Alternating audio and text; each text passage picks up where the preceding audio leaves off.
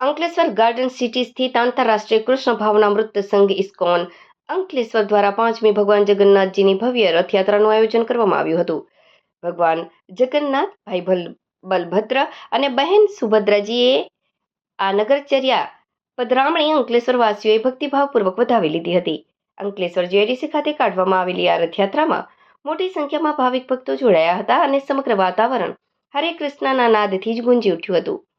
રથયાત્રાના પાવન અવસરે સવારે ભગવાનને રથમાં વિધિવત સ્થાપિત કરી સવારે 5:30 કલાકે મંગલા આરતી કરવામાં આવી હતી. ત્યારબાદ સવારે 8 કલાકે ભગવાન જગન્નાથજીની કથાનું સુંદર આયોજન થયું હતું.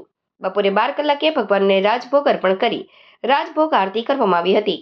બપોરે 3 કલાકે અંકલેશ્વર જેડીસી સ્થિત માનવ મંદિર ખાતેથી પરંપરાગત રીતે રથયાત્રાનો પ્રારંભ થયો હતો.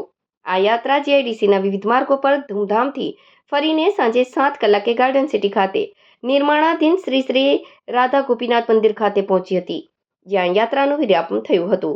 રથયાત્રાનો સમગ્ર માર્ગ દરમિયાન સ્થાનિક રહીશો અને ભક્તો દ્વારા ઠેર ઠેર ભગવાનનું ભવ્ય સ્વાગત કરવામાં આવ્યું હતું, જેનો હજારો શ્રદ્ધાળુઓએ લાભ લીધો હતો. આ સમગ્ર ધાર્મિક મહોત્સવ મંદિરમાં તમામ હરિદાસ પ્રભુના વડપણ હેઠળ ખૂબ જ ઉત્સાહપૂર્ણ અને શાંતિપૂર્ણ વાતાવરણમાં સંપન્ન થયો હતો.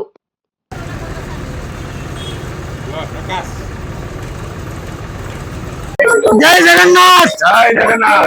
आज इस्कॉन तरफ थी अंकलेश्वर नोटिफाइड में जगन्नाथ जी की रथ यात्रा निकले छे, जे नगर चर्चा करवा माटे भगवान निकले छे।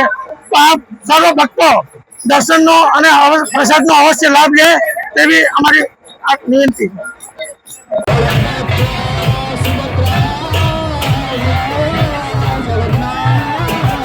प्रसाद को ग्रहण कीजिए। प्रभु जी की तरफ से अच्छी तरह बंदोबस्त किया गया है। 2 टेबल लगाए गए।